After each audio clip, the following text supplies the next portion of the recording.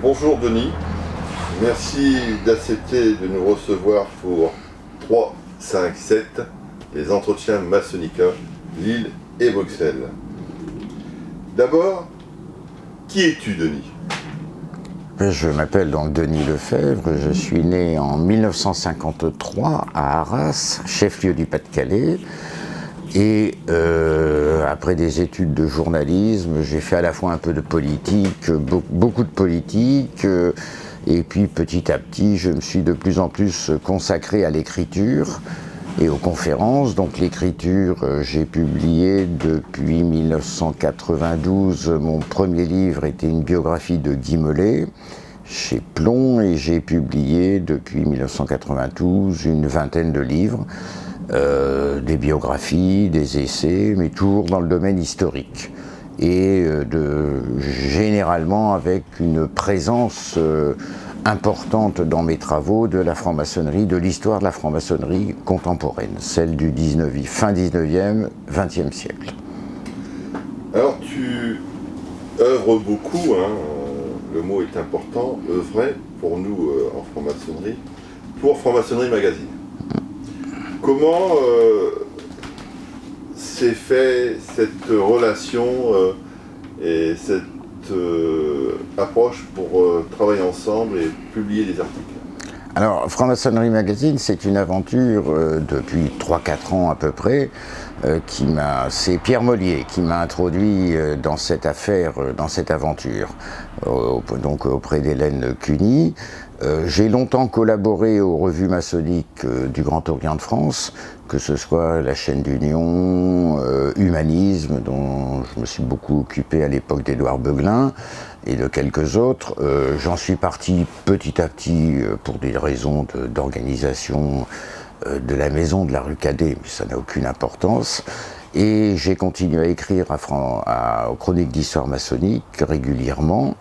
Et puis Pierre un jour m'a dit que je devrais prendre contact, ce serait bien que je prenne contact avec Hélène Cuny, qui cherche des articles historiques un peu différents de ce qui se publie d'habitude.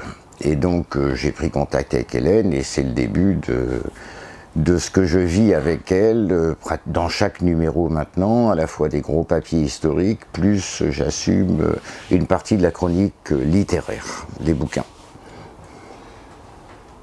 Outre Franc-Maçonnerie Magazine, je sais que tu participes au salon du livre, donc il y a celui de Paris, et puis plus près de chez nous, il y a Lille et Bruxelles. Pour toi, quelle est l'importance d'un salon du livre pour un franc-maçon comme pour un profane? Un profane, nous disons ce mot en franc-maçonnerie, on pourrait dire un non-initié ou quelqu'un en quête de recherche spirituelle, qui est aussi un franc-maçon. Alors, je vais surtout parler de moi dans cette affaire-là, si tu me le permets.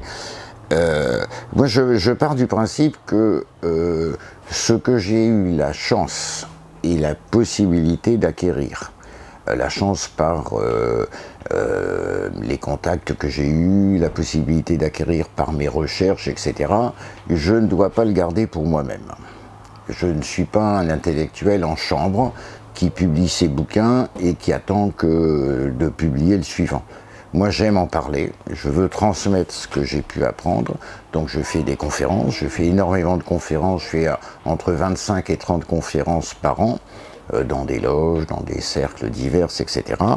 Et à la fois des conférences, et je participe quand on me demande de venir faire des séances de dédicaces, je ne refuse jamais rien. Parce que je pense qu'il faut aller au contact et discuter, et j'essaie de le faire. Voilà. Donc c'est pour ça que je ne refuse jamais aucune invitation. Et les salons du livre, mon sentiment est un peu mitigé sur les salons du livre. Je suis toujours un peu iconoclaste. J'y vais, mais ce n'est pas là où j'ai les meilleurs contacts. Les meilleurs contacts, je les ai en loge ou à partir de mes conférences, suivi dans les agapes, etc. C'est là que je ne suis pas un auteur qui parce qu'il se présente quelque part, va vendre 10, 20, 30, 40, 50 livres dans un salon du livre. Non. Je vends quelques livres après mes conférences, mes tenues, les tenues, etc.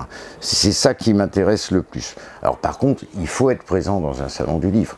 Mais pour moi, ce n'est pas... je ne veux pas je suis pas désagréable en disant ça, je dis ce que je pense. Et voilà, je préfère les contacts directs. Et d'ailleurs même, quand je participe à un salon du livre, généralement, si par exemple ma compagne est avec moi, etc., elle me dit la personne vient pour acheter ton livre, elle ne vient pas pour entendre une conférence. Or, j'essaie quand même d'argumenter pour l'amener à acheter ce livre qui vaut 10 € ou 15 € ou 25 €. Voilà, moi je suis un conférencier, je me tourne vers l'autre.